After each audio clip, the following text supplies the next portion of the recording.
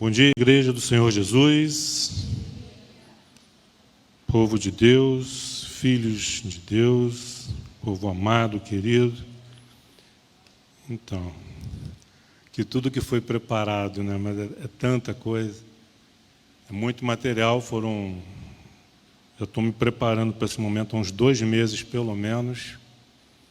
É muito material e assim, você condensar tudo isso aí em 4 encontros, só mesmo com a direção do Espírito Santo.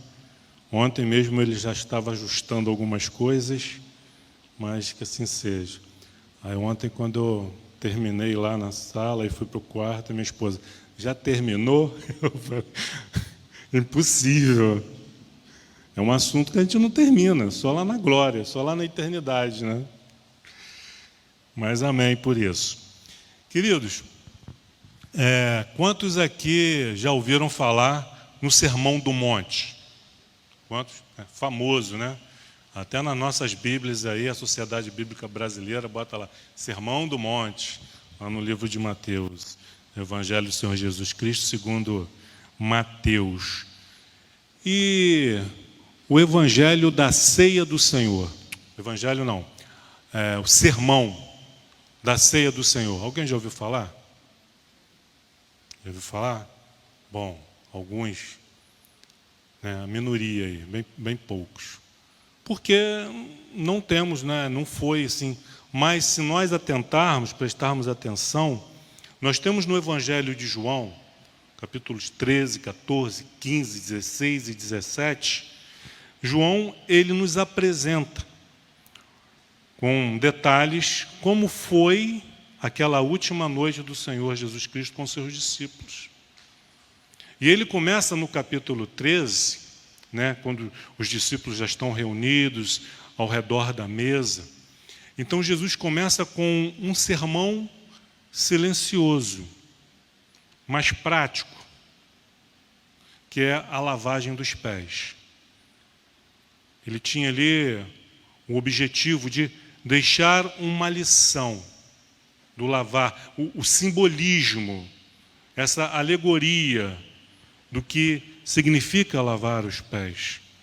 E no final, então vamos abrir nossas Bíblias no Evangelho de João, capítulo 13. Nós vamos ver alguns pontos aqui desses 5 capítulos, alguns versículos que nós destacamos. Essa é a introdução, que esse estudo, né, que nesses nossos encontros, sirva de inspiração para continuarmos buscando conhecimento nessa área. Porque se tem, queridos, alguém, como João falou aqui na hora dos avisos, né, que é menos falado, é a terceira pessoa do Espírito Santo, a terceira pessoa da Trindade, o Espírito Santo. Terceira, mas não menos importante.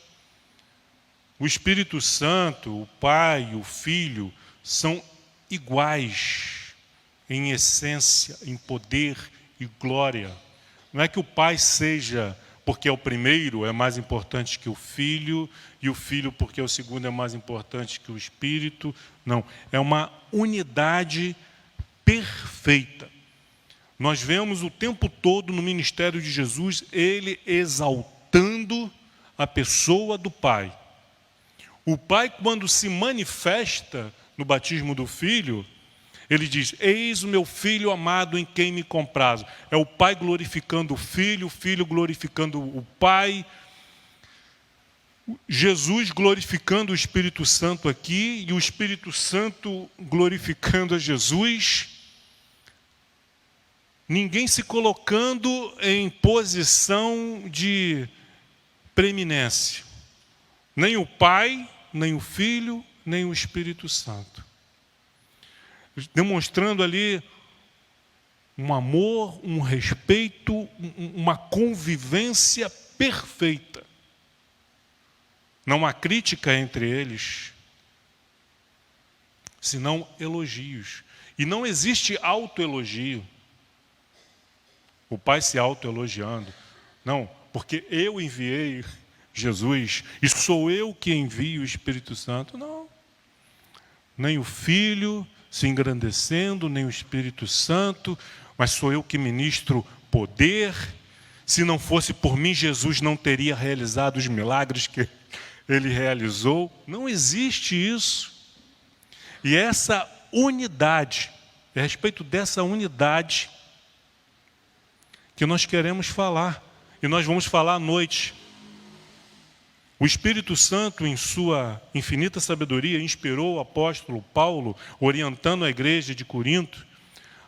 E ele usa como analogia o corpo humano como uma unidade perfeita, e como cada membro coopera para o bem do outro membro.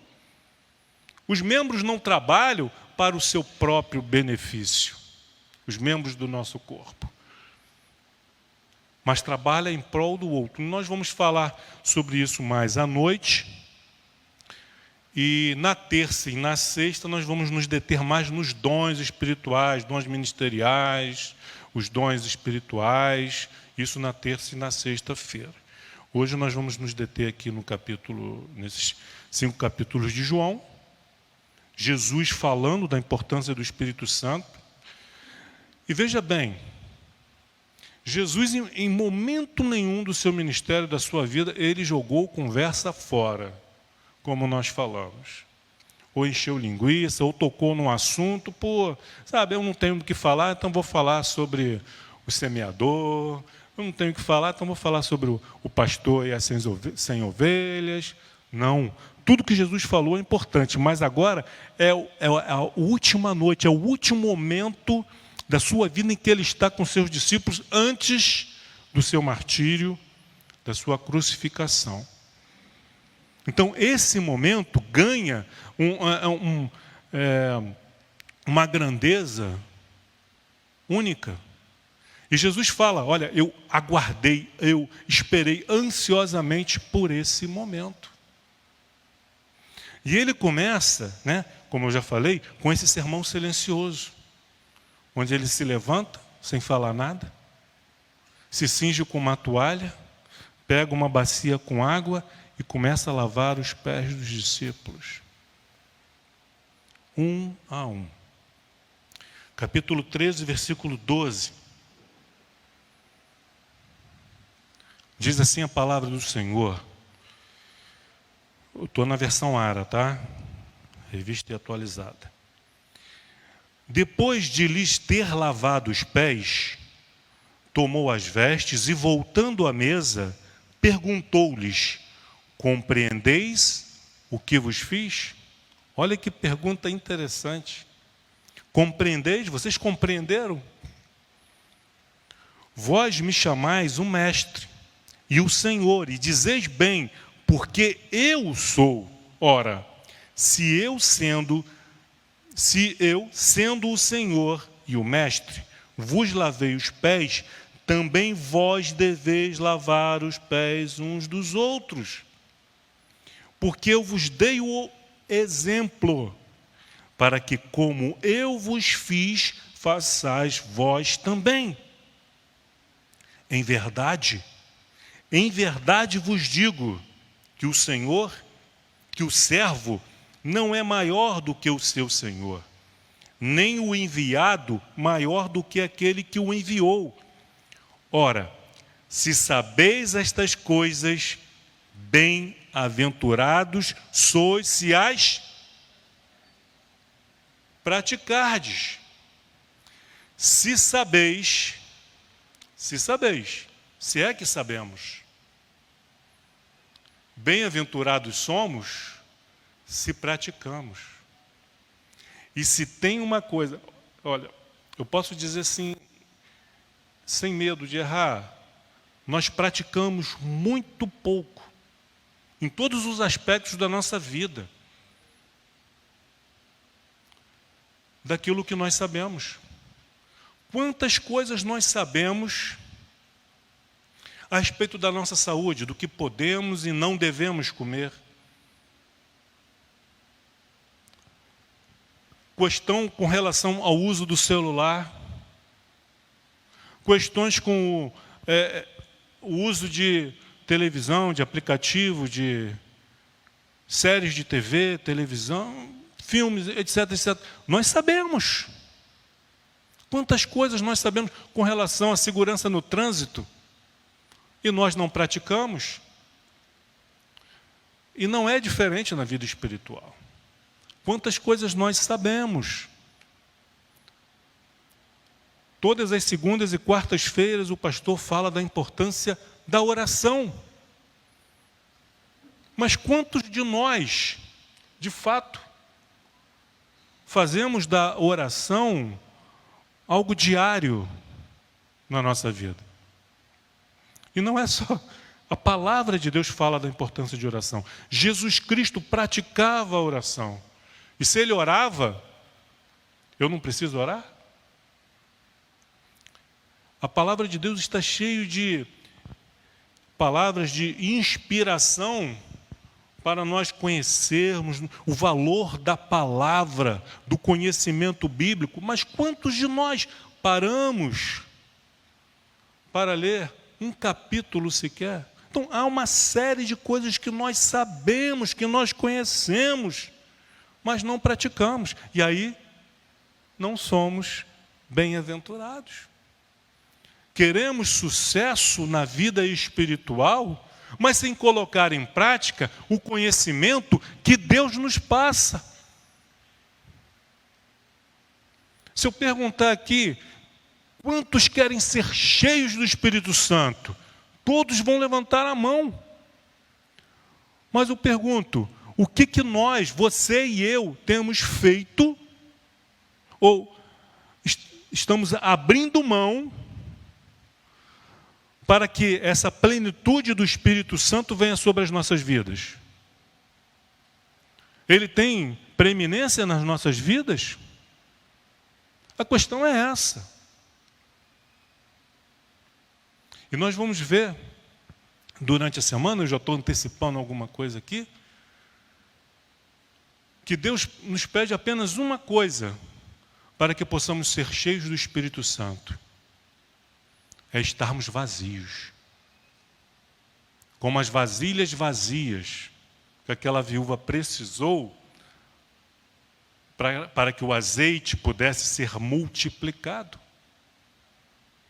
Então, vasilhas cheias com outras coisas, ocupadas com outras coisas, não podem ser cheias do Espírito Santo, porque nós estamos ocupados, preocupados, envolvidos com outras coisas. Mas quando nós nos esvaziamos, quando nós abrimos mão de coisas inúteis, fúteis, ou será que só eu que ocupo meu tempo com coisa inútil e fútil? Será que eu estou sozinho aqui? Você que está em casa. Nós não ocupamos o nosso tempo com coisas inúteis e fúteis, irmão? Mas como que eu vou ser cheio do Espírito Santo? Se o tempo que eu poderia dedicar a Ele, estou dedicando a bobagens. Então, depois de ter lavado os pés, tomou as vestes, voltou à mesa e ele perguntou: vocês compreenderam o que eu vos fiz? E aí ele vai explicar. Pois leiam, meditem, orem, peçam a Deus orientação com relação a isso. Eu não posso... E aí ele dá uma lição: olha, eu sou o mestre, eu sou o Senhor, e vocês, de fato sou, mas eu vos dei o exemplo. Não é para isso, para nós colocarmos bacias com água aqui e começar um a lavar os pés do outro. Não é isso. A primeira questão que nós aprendemos aqui com relação à humildade. Nós não queremos fazer os serviços aqueles serviços que nós consideramos mais humildes, mais insignificantes.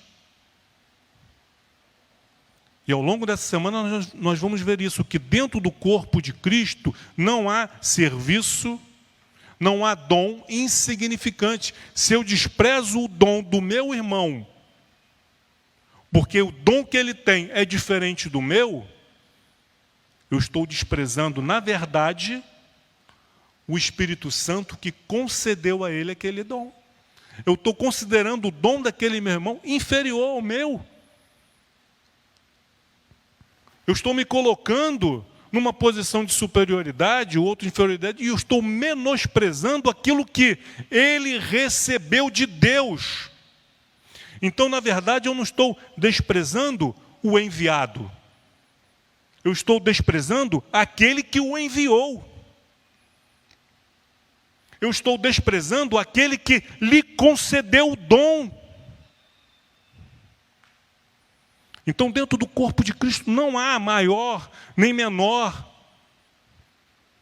Todos somos importantes, e isso vou bater na tecla. Para que ninguém, porque eu não sou o ouvido, né? Porque eu não sou olho, eu não sou do corpo. Bobagem. A audição é importante, assim como a visão, como o paladar, como cada sentido que nós temos. No escuro, a visão é importante, mas no escuro nós precisamos do tato para encontrar aquilo que nós estamos procurando, até mesmo um interruptor. Há momentos em que a audição vai nos livrar de problemas. Então, Deus precisa dos ouvidos.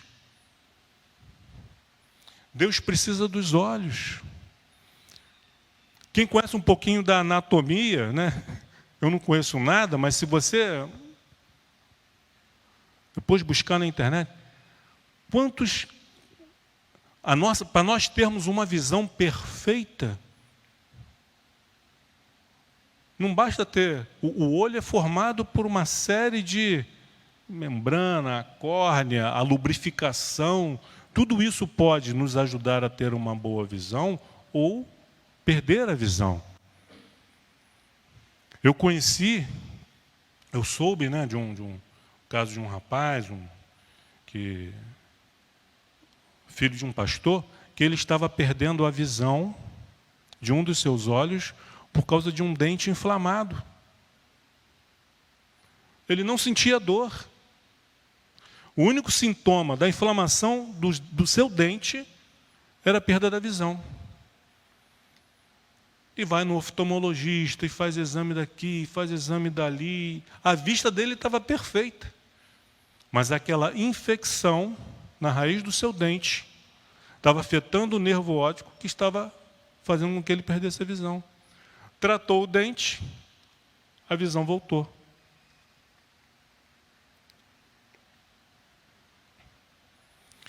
Então, a humildade, esse é o primeiro ponto.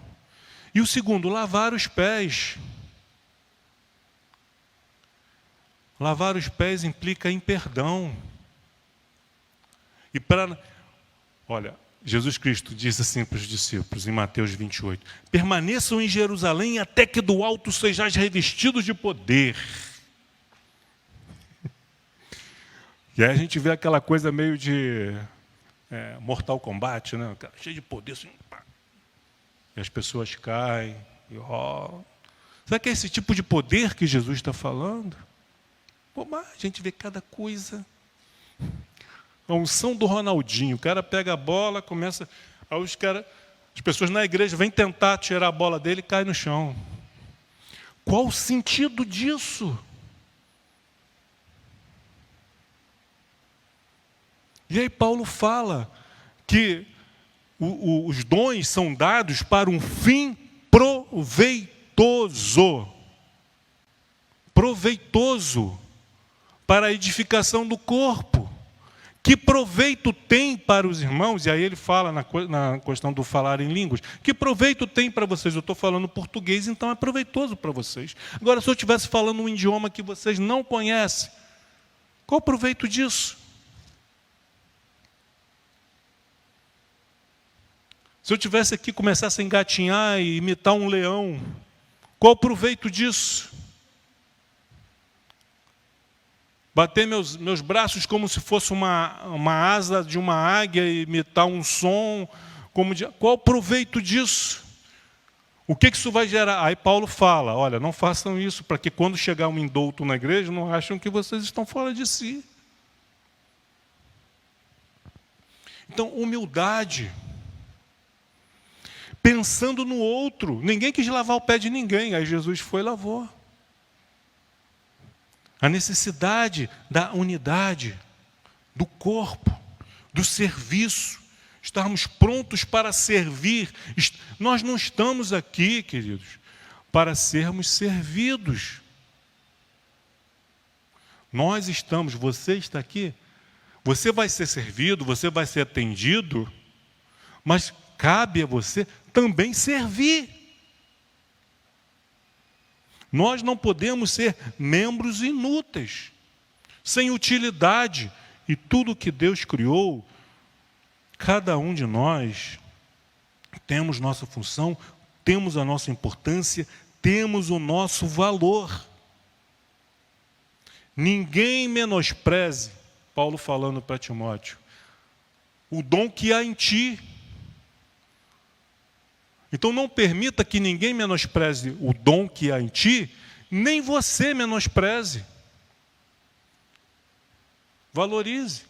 Não faça como aquele, o senhor me deu só me deu um talento, eu enterrei. Ele menosprezou o que ele recebeu.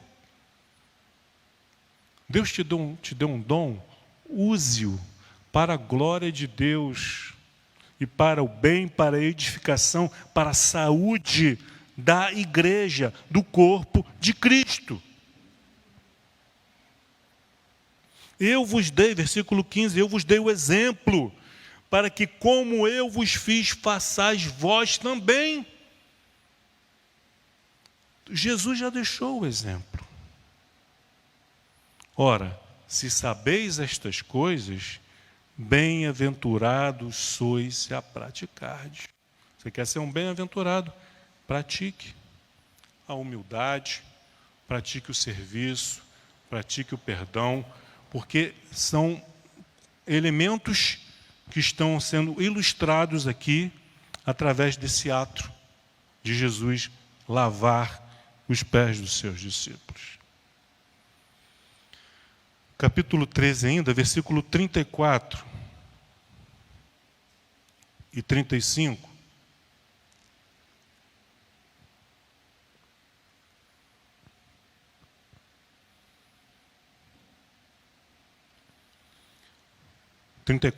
Novo mandamento vos dou, que vos ameis uns aos outros, assim como eu vos amei, que também vos ameis uns aos outros. Nisto conhecerão todos que sois meus discípulos, se tiverdes amor uns pelos outros. Qual o elemento novo que Jesus introduziu aqui? Amar ao próximo. Amai-vos uns aos outros. Qual o elemento novo que tem aqui? Nenhum. O elemento novo está aqui, assim como eu vos amei. Esse é o elemento novo. Porque amar ao próximo e até ajudá-lo, socorrê-lo nas suas necessidades, nas suas dificuldades, nas suas fraquezas espirituais ou até sustento material. A verdade, queridos, que nós não precisamos do Espírito Santo para isso não, porque tem tanta ONG, tem tanta instituição aí que não é nem cristã que faz esse tipo de coisa. Por outras razões. Tal. A questão, o diferencial, o Espírito Santo se faz necessário é aqui agora, quando diz assim como eu vos amei. Aí que o caminho se torna estreito. É colocar a necessidade do outro em primeiro lugar, e não a minha. Entende agora o que Jesus falou? E recebereis poder? É poder para isso. Não é para se transformar num showman. mas é para colocar uma toalha em volta da cintura, pegar uma bacia com água e lavar os pés do teu irmão. E amar como eu vos amei. Porque é assim, versículo 35, nisto conhecerão todos que sois meus discípulos. Não é a roupa com a qual nos vestimos, não é a música que ouvimos ou cantamos. Isso vai ser apenas reflexo, essas coisas exteriores vão se tornar reflexo daquele que habita em mim, vai manifestar, né? Se o Espírito Santo habita em mim, eu vou me vestir de maneira adequada, como um filho, uma filha de Deus. Se o Espírito Santo de Deus habita em mim, eu não vou sentir interesse ou sentir prazer em assistir e ouvir coisas que agridem os princípios de Deus. Mas nisto conhecerão todos, se tiverdes amor uns pelos outros. Então, os discípulos de Jesus serão conhecidos por este amor. E nós precisamos. O capítulo 13 de 1 Coríntios, Paulo não passou pela cabeça de Paulo de maneira nenhuma, quando ele escreveu aquilo ali, para facilitar a vida dos ministros, dos pastores, para já ter uma pregação prontinha para casamento, para boda. Vou ler 1 Coríntios 13. A mensagem de 1 Coríntios 13 não tem nada, aquele amor ali não se refere. É claro que paciência, misericórdia, amor, mansidão, domínio próprio, né? Aquelas coisas que estão inseridas ali, vai se aplicar em todas as áreas da nossa vida, inclusive no casamento. Mas a finalidade daquele... Porque ele vem tratando da questão da desorganização, da divisão que há na igreja de 1 Coríntios por causa dos dons. Pessoas se sentindo superiores, outros se sentindo inferiores, porque os dons eram diferentes. Por isso que ele diz, com relação aos dons espirituais, não quero, irmãos, que sejais ignorantes. Ele está dizendo, né, vocês são ignorantes. Estão fazendo errado. E aí ele fala da unidade do corpo e depois fala do amor, que tem que haver entre os membros desse corpo. Então nós seremos, os discípulos de Cristo serão conhecidos pelo amor uns pelos outros, pelo cuidado que nós devemos ter uns pelos outros. E aí ele prossegue, vai se desenvolvendo aí o sermão da ceia do Senhor. Aí quando ele chega no capítulo 14, 16, porque ele anuncia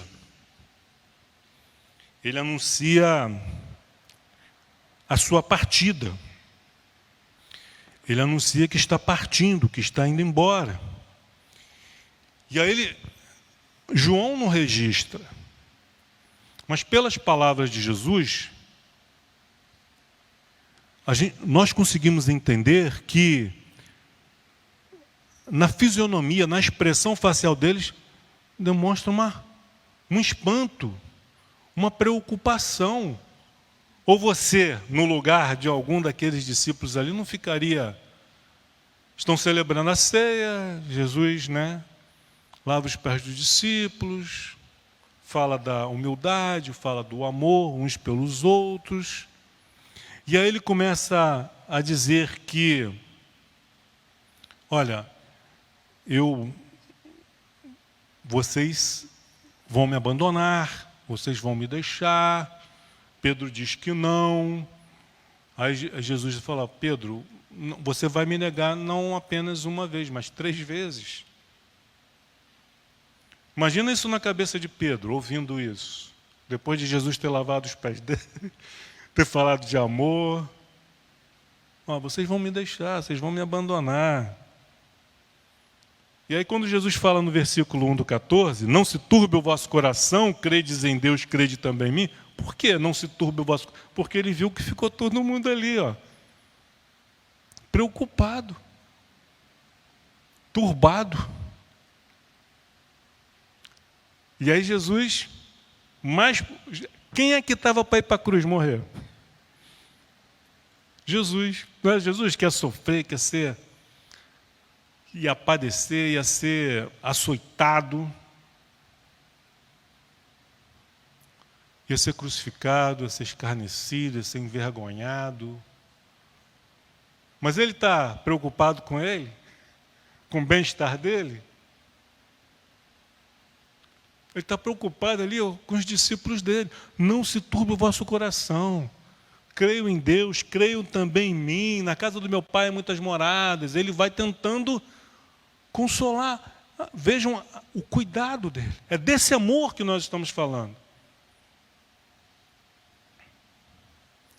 Versículo 16, 14 e 16, aí ele diz assim: olha, e eu rogarei ao Pai, e ele vos dará outro consolador, a fim de que esteja para sempre convosco. Esse outro, aí nos meus estudos descobri que no grego, tem duas palavras no grego que... eu não sei nada de grego, tá, irmãos? Eu estudei, lendo as pessoas que estudaram. Eu acho interessante, até abrir um parênteses aqui, já viram? É porque às vezes eu fico assim, bom, tá, em que isso acrescentou, né? Quando alguém fala, não, porque no hebraico, ou no grego, aí eu, tipo assim, não, aí Enoque caminhou com Deus, andou com Deus, Enoque andou com Deus. Não, porque no hebraico, andou com Deus significa que Enoque andava com Deus, que ele caminhava com Deus. Eu fico pensando, tá, mas em que isso acrescentou? Mas tem certos, né, contextos que realmente fazem a diferença. E aí eles dizem o seguinte, que o outro, no grego, pode ser hétero, outro diferente, e alas, que é outro, porém igual. Então, quando Jesus diz assim, eu enviarei outro consolador, um igual a mim. Não um outro diferente, mas igual, da mesma substância. Em poder, em glória, em grandeza. É disso que Jesus está falando. Enviarei um outro igual a mim, a fim de que esteja para sempre convosco.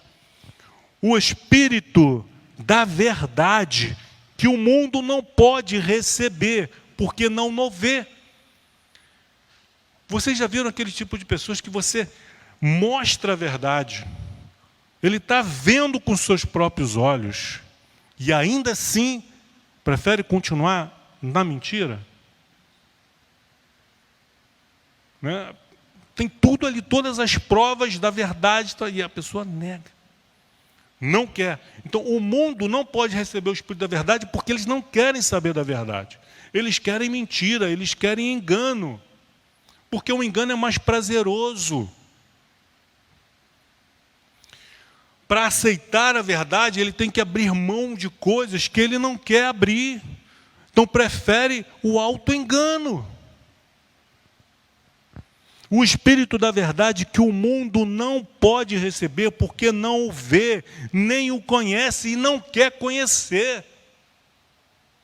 Vós o conheceis, porque ele habita convosco, ele já habita convosco e estará em vós.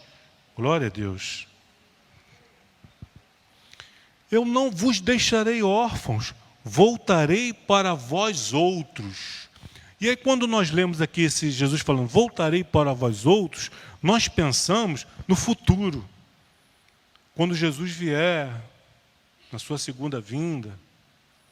Não, mas ele está se referindo a ele voltará para nós através da pessoa do Espírito Santo, que vai habitar em nós. Versículo 23. Se alguém me ama, guardará a minha palavra, e meu Pai o amará, e viremos, quer dizer, eu e o Pai viremos para ele, e faremos nele morada. O Pai e o Filho habitam em você, habitam em mim, habitam em nós, através da pessoa do Espírito Santo. Se o Espírito de Deus, o Espírito da verdade, se o Consolador habita em você, é o mesmo que o Pai, é o mesmo que o Filho está habitando em nós. Quem não me ama, versículo 24, não guarda as minhas palavras. E as palavras que estás ouvindo não é minha, mas do Pai que me enviou. Jesus colocando aqui o Pai em grandeza. O Pai me enviou, e essas palavras não são minhas, as palavras são do Pai. Mas as palavras do Pai, as palavras de Jesus, as palavras do Espírito Santo, é a mesma coisa. A palavra de um é a mesma coisa do outro. Quando alguém é enviado, né? A palavra do enviado não é a palavra dele, é daquele que enviou. E quem rejeita a palavra do enviado, está rejeitando a palavra daquele que o enviou. Estão entendendo, queridos? Isto, versículo 25, isto vos tenho dito, estando ainda convosco. Mas o Consolador, o Espírito Santo, a quem o Pai enviará em meu nome, olha a Trindade aqui presente, Espírito Santo, o Pai em meu nome, Jesus. O que o Espírito Santo vai fazer? Além de consolar, de trazer consolo. O consolo é necessário para quem? Para quem está sofrendo. No mundo, vamos passar aflições, vamos ter problemas, mas nós temos o Espírito Santo, que nos consola, que nos fortalece e nos ensina. O Espírito Santo, esse vos ensinará todas as coisas e vos lembrará de tudo que vos tenho dito. Mas para o Espírito Santo me fazer lembrar de tudo que Jesus falou, eu tenho que conhecer pelo menos o que ficou registrado. Alguém aqui já teve a experiência de estar numa situação e vem a lembrança de uma experiência que você viveu, de algo que você ouviu, uma experiência pessoal sempre tem uma importância, um peso maior, de um texto bíblico. Aí o Espírito Santo te faz lembrar, e aí você compartilha aquela palavra com aquela pessoa. Pode ser uma palavra de consolo, de exortação, de edificação, e traz cura, traz libertação. Alguém já teve uma experiência dessa? Mas por quê? Você se lembrou por quê? O Espírito Santo vos ensinará. O Espírito Santo vos ensinará. Mas onde estamos? Quem são os nossos professores? Quem são os nossos mestres? Os nossos gurus? O que está em moda agora? Na internet? Influência digital. Nós não precisamos de influência digital. Nós precisamos do Espírito Santo. Ele é que tem que nos influenciar, nos ensinar, nos fazer lembrar. Versículo 27, deixo-vos a paz, a minha paz vos dou, não vou lá dou como a dá o mundo. Para nós termos paz nesse, tudo tem que estar perfeito. Só que esse mundo perfeito não existe. E o ser humano caído, ele é expert em buscar problema, em arrumar problema. Até quando tudo está bem, a pessoa arruma um jeito de arrumar um problema. Não está faltando, mas ele vai arrumar um problema. Porque o homem e a mulher sem Deus procura problema. No paraíso estava tudo perfeito. Eva procurou problema.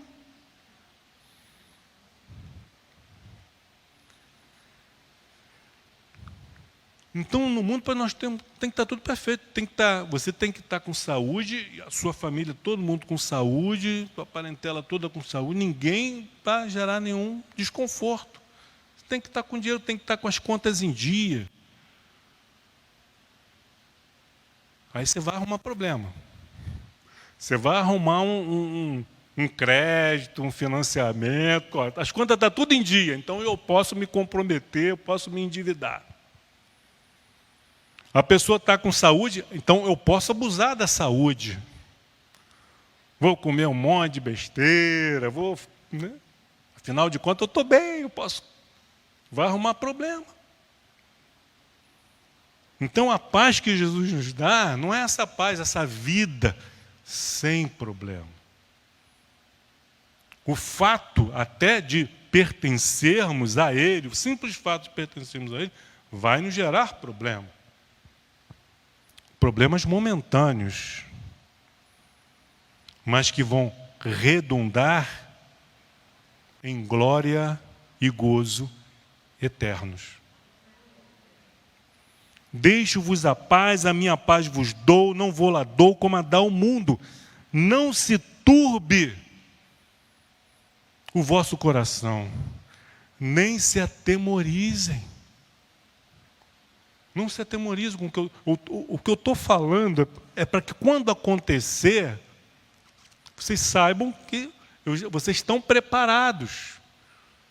Mas não é para que vocês fiquem com o coração conturbado, atemorizado, vocês percam o sono de vocês. Deixem de viver, deixem de pregar o Evangelho, se encolham no cantinho como o mundo quer. A igreja quietinha ali, quietinho, olha só. Vocês podem orar, vocês podem cantar, mas vocês não podem falar sobre isso, sobre aquilo, sobre o outro. O mundo querendo impor o que a igreja pode e o que não pode falar. Vocês não podem dizer que isso é pecado. Mas o que a palavra de Deus nos manda? Pregar a palavra. Capítulo 15, versículo 26.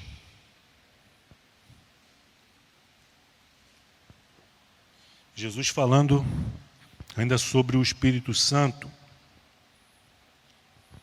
Quando, porém, vier o Consolador, que eu vos enviarei da parte do Pai, o Espírito da verdade, que dele procede, esse dará testemunho de mim. Quando vier o Consolador, que eu vos enviarei da parte do Pai, novamente a Trindade presente, o Espírito da verdade que procede, que dele procede, esse dará testemunho de mim. Essa é uma outra função do Espírito Santo: consolar, ensinar, nos fazer lembrar e agora dar testemunho de Jesus. O Espírito Santo, na sua humildade, ele projeta a luz em Jesus, para que nós enxerguemos Jesus. O Espírito Santo nos inspira a dar testemunho de Jesus, de falar de Jesus. O Espírito Santo encheu Jesus de poder para ele realizar milagres, e quem era glorificado, justamente, aplaudido, admirado, era Jesus, mas era o Espírito Santo que estava ali, atuando. Nós lemos a palavra de Deus com muita falta de atenção. Depois do batismo, Jesus foi conduzido pelo Espírito Santo para o deserto. Mas ele foi para o deserto, não foi sozinho. ele foi acompanhado pelo Espírito Santo. O Espírito Santo não falou para Jesus, vai lá e se vira. Ele foi junto. E Jesus pôde ficar 40 dias e 40 noites sem comer nada, porque o Espírito Santo estava com ele capacitando. Assim como aconteceu com Moisés no passado. Mas aí, como que nós invertemos o processo?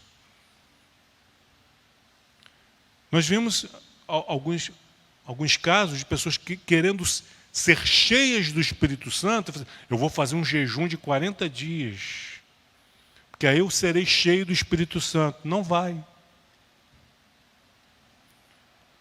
Porque qualquer coisa para a gente realizar, para a gente fazer, primeiro temos que estar cheio do Espírito Santo. Porque isso é tentar a Deus. Olha, eu vou me jogar daqui, aí Deus vai me segurar. Isso é tentar a Deus. Eu vou subir um monte, vou ficar lá 40 dias e 40 noites. Depois a família tem que chamar os bombeiros para procurar, para resgatar lá e ver se ainda encontra com vida. Mas se nós, como Paulo e Barnabé foram separados, eles estavam lá na igreja da Antioquia, eles foram separados pelo Espírito Santo para serem missionários e pregar o Evangelho.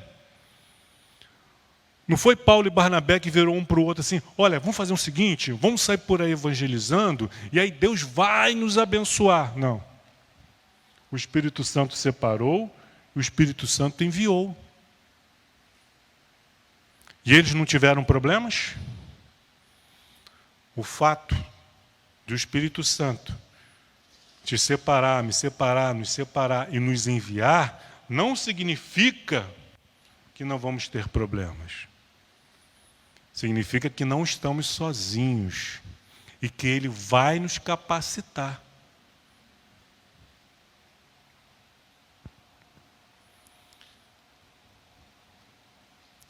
(16:1) Tenho-vos dito estas coisas para que não vos escandalizeis. Olha, eu estou dizendo tudo isso para vocês não ficarem escandalizados, tristes, perturbados.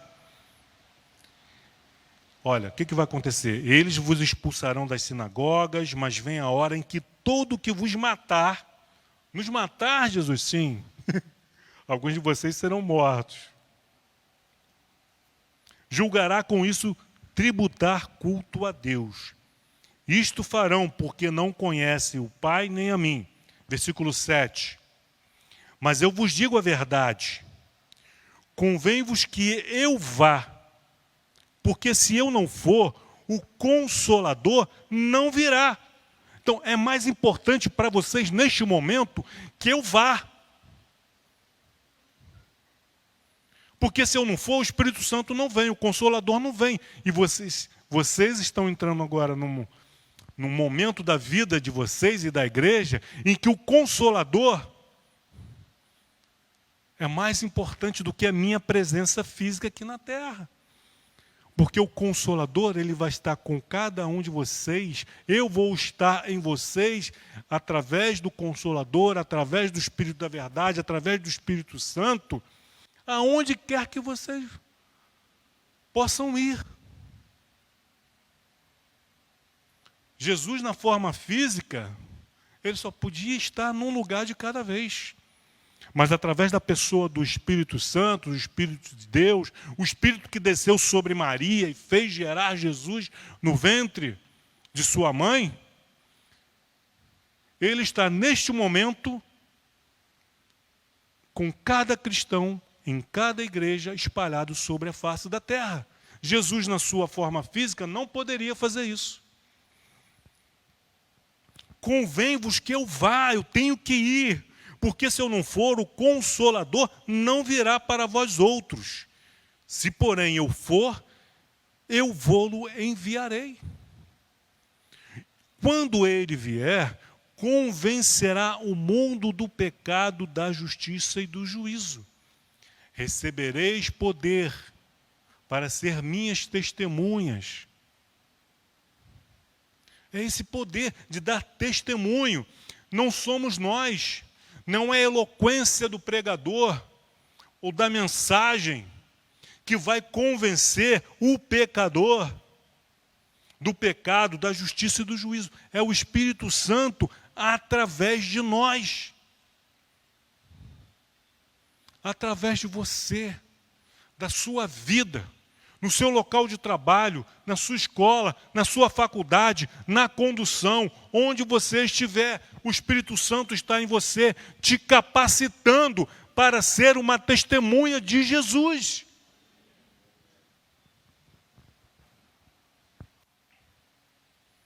E vai convencê-los do pecado, da justiça e do juízo. Do pecado porque não creem em mim. Da justiça porque vou para o Pai e não me vereis mais. Do juízo, né? Do pecado, do juízo, da justiça, do juízo, do julgamento e do juízo. Porque o príncipe deste mundo já está julgado. O príncipe deste mundo, Satanás, já está julgado, já está condenado. E aqueles que o seguirem serão condenados juntamente com ele. E aí aquela pessoa que está seguindo o mundo, o príncipe deste mundo, ele é alertado, ele é convencido do pecado, da justiça e do juízo. E aí ele pode se voltar para Cristo, seguir a Cristo e se tornar uma testemunha de Cristo. Versículo 12.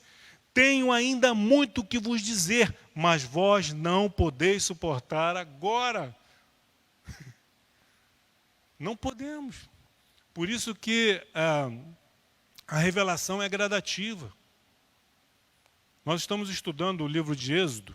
A gente está naquela fase ali das pragas do Egito, aquele conflito ali entre Moisés e Faraó.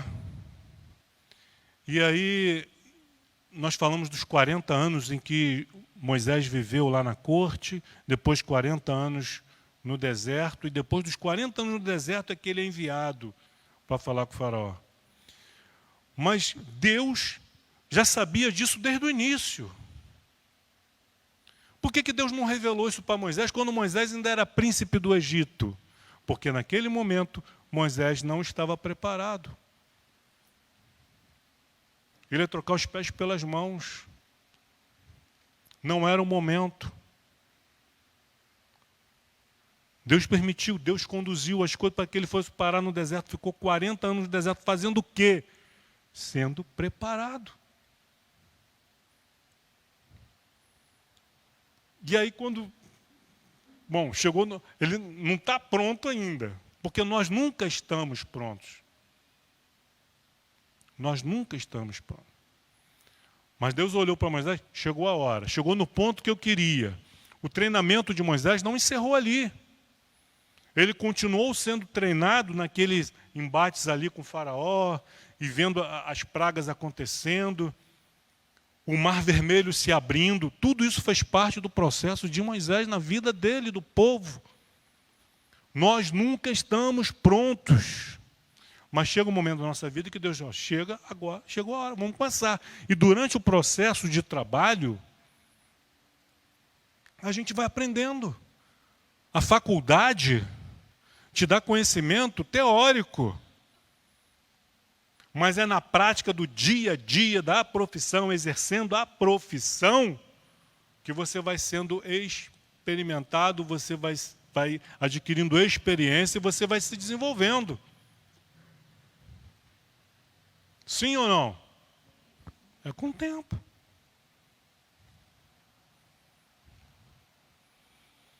Ninguém precisa dizer sim só para concordar comigo, não. Você pode discordar. Já está julgado. Tenho ainda muito que vos dizer, mas vós não podeis suportar, entender, compreender agora. Quando vier, porém, o Espírito da verdade, ele vos guiará a toda a verdade. Glória a Deus por isso. Obrigado, Senhor, pelo Espírito da verdade que nos guia a toda a verdade, que não nos deixa enganar. porque não falará por si mesmo, mas dirá tudo o que tiver ouvido e vos anunciará as coisas que hão de vir. Ele, o Espírito Santo, me glorificará, porque há de receber o que é meu e vô-lo há de anunciar. Essa é a função.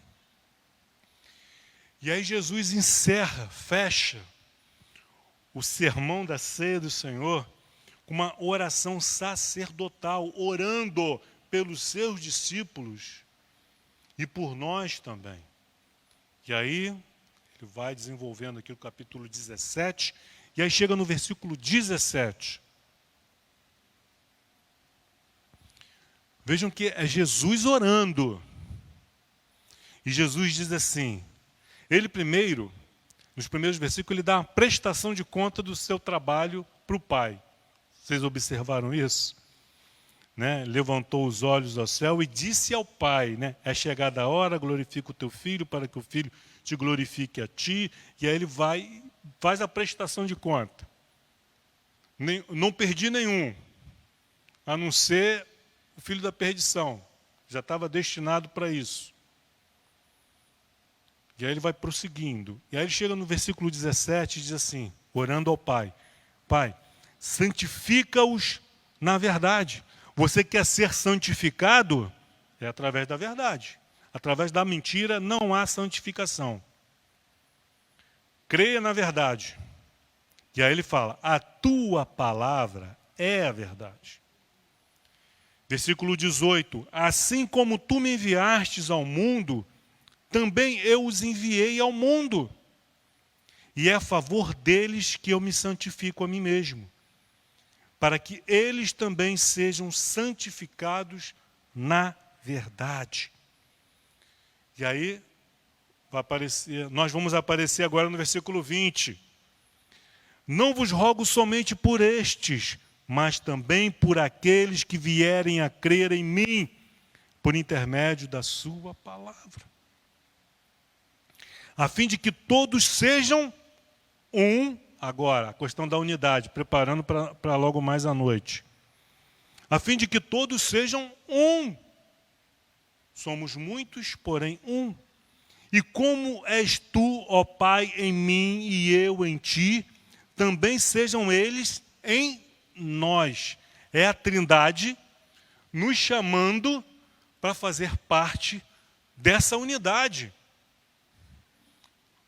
Compreendem?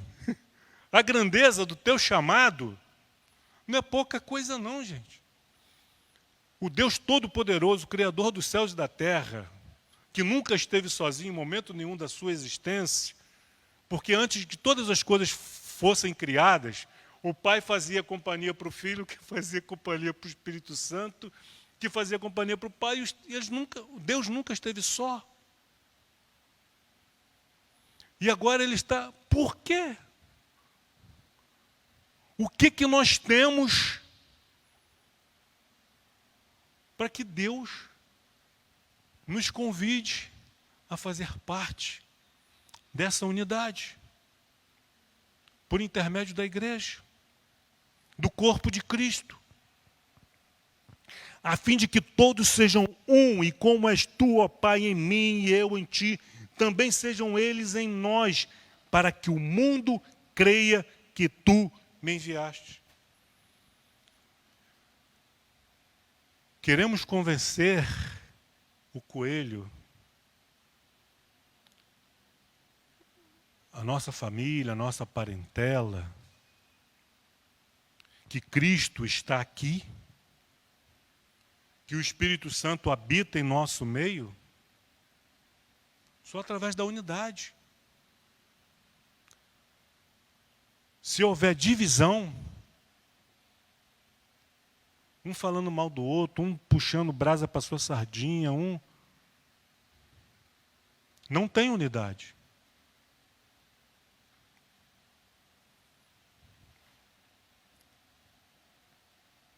Versículo 22. Eu lhes tenho transmitido a glória que me tens dado, para que sejam um.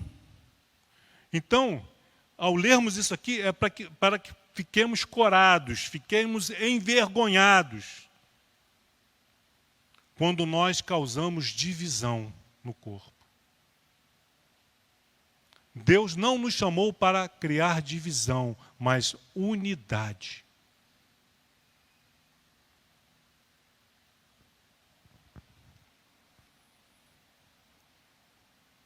Eu neles e tu em mim, a fim de que sejam aperfeiçoados. É na unidade que é aperfeiçoamento.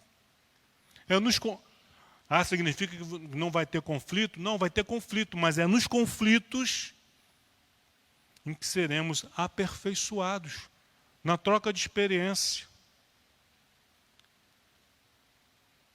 Olha, deixa eu dar um exemplo rápido aqui. A igreja precisa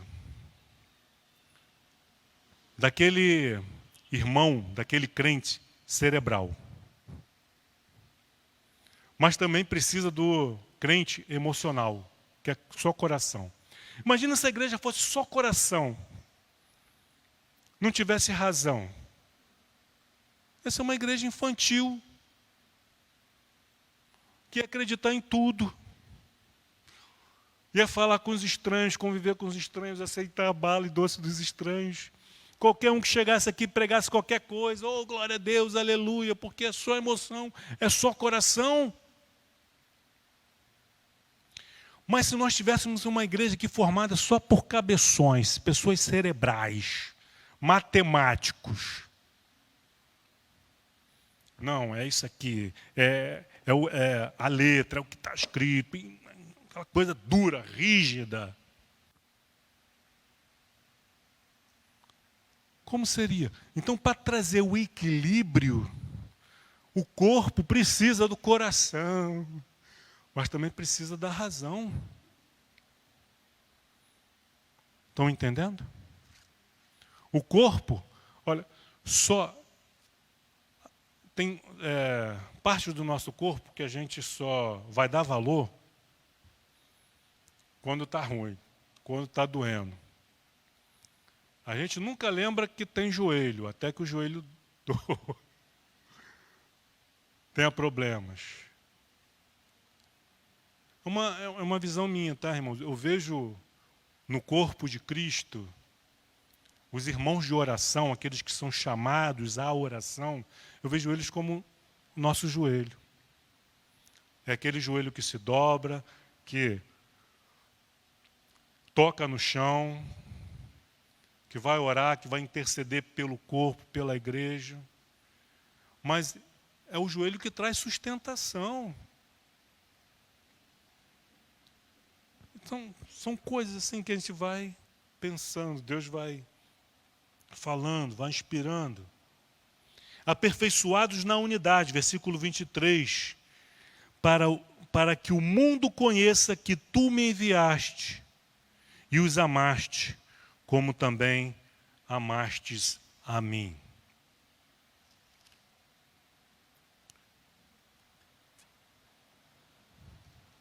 Amém. Para terminar, versículo 24 e 25. Pai, a minha vontade é que onde eu estou, estejam também comigo os que me deste, para que vejam a minha glória e me conferistes, porque me amastes antes da fundação do mundo. Pai justo, o mundo não te conheceu, eu, porém, te conheci, e também estes compreenderam que tu me enviaste. Eu lhes fiz conhecer o teu nome e ainda o farei conhecer, a fim de que o amor com que me amastes esteja neles e eu neles esteja. Amém, queridos? E aí ele encerra, né? E aí o capítulo 18, João escreve: tendo Jesus dito estas palavras, saiu juntamente com seus discípulos para o outro lado do ribeiro do Cedron. Então, esse aqui é o resumo, nós pulamos aqui, depois leiam com carinho esses capítulos, esses 5 capítulos de João, que é a mensagem que Jesus dá aos seus discípulos de despedida antes da sua morte. Depois da sua ressurreição, ele vai reaparecer, vai estar com seus discípulos ainda por mais 40 dias, reforçando o que foi dito. Mas o que ele falou aqui era necessário para prepará-los para aquele momento ali do seu martírio, da sua crucificação, da sua morte. E ele fala aqui a respeito do Espírito Santo, que já foi enviado, está em nosso meio, está em você, está em mim, para nos consolar, para nos guiar, para nos ensinar, para nos fazer lembrar as palavras de Jesus. Não desvalorize a pessoa do Espírito Santo, nem o dom que há em ti. Pois foi Deus que te deu e tem um propósito. Para a glória de Deus e para a unidade da igreja. À noite estaremos falando sobre Coríntios e sobre o corpo. Ao longo da semana sobre os dons. E talvez você descubra o seu dom. Entenda o seu dom. E comece, quem já está trabalhando, trabalhe ainda com mais gozo e com alegria. Aquele que não está, possa se encontrar no corpo de Cristo. Amém? Vamos orar? Pai amado, Pai querido, louvado e bendito seja o teu santo nome, Deus. A ti toda a honra, toda a glória e todo o louvor. Seja com os nossos irmãos, que o Senhor continue, o Espírito Santo, ministrando aos nossos corações, nos dando entendimento e trazendo essa unidade essencial à vida e ao desenvolvimento da tua igreja. Obrigado, Pai, em nome de Cristo Jesus. Amém.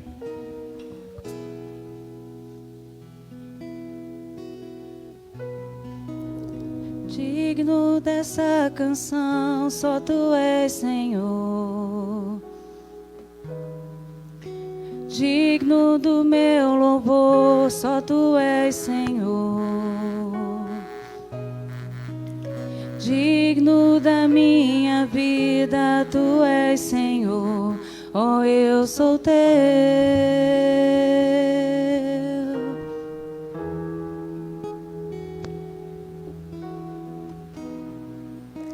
Nome que é sobre todos é o teu, Jesus. Fonte da salvação, só tu és, Jesus. Digno da minha vida, tu és, Jesus. Oh, eu sou teu. Oh, eu sou teu.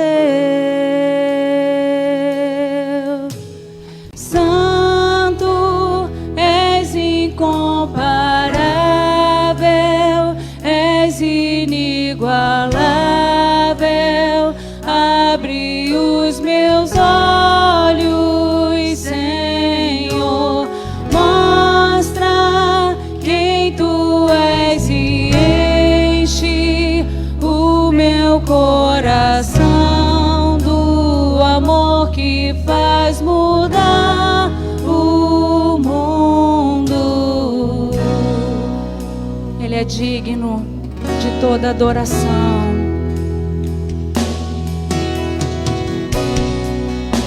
Digno dessa canção, só tu és, Senhor.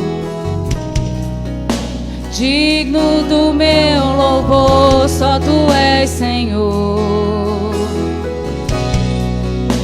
Digno da minha vida, tu és, Senhor.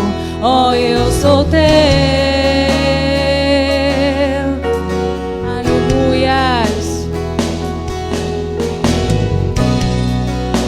Nome que é sobre todos é o teu, Jesus. Ele é fonte, fonte da salvação, só tu és, Jesus. Digno da minha vida, tu és, Jesus. Oh, eu sou teu. oh, eu sou teu. Santo, és incomparável, és inigualável. Abre os meus olhos, Senhor, mostra quem tu és e enche o meu coração do amor que faz mudar o mundo. Santo, és incomparável, és inigualável.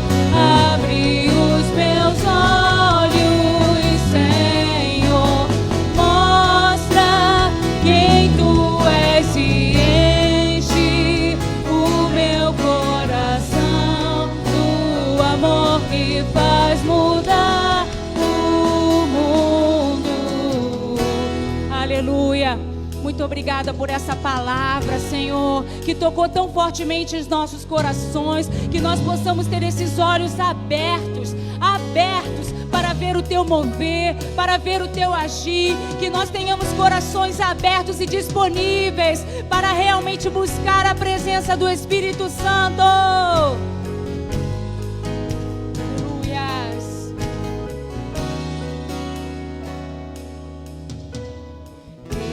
Eu vou construir minha vida em ti.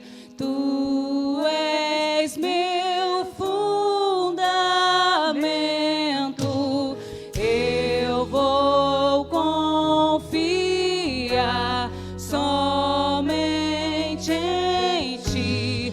Não vou ser abalado. Eu vou construir minha vida em ti. Tu és meu fundamento. Eu vou confiar somente em ti. Não vou ser abalado. Santo, és incomparável, és inigualável. Abre os meus olhos, Senhor, mostra quem tu és e enche o meu coração do amor que faz mudar o mundo. Aleluia, Senhor. Tu és santo, tu és santo, tu és digno. Tu és digno de toda adoração. Só a ti.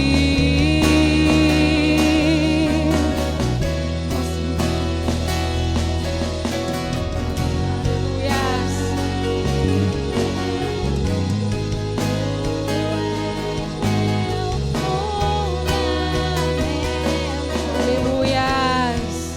Tu és santo, santo, santo, digno de toda honra, de toda glória, de todo louvor, de toda adoração, e não há outro como tu, Santo.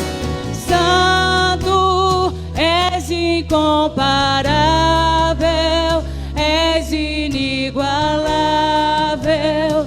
Abre os meus olhos, Senhor, mostra quem tu és e enche o meu coração do amor que faz mudar o mundo.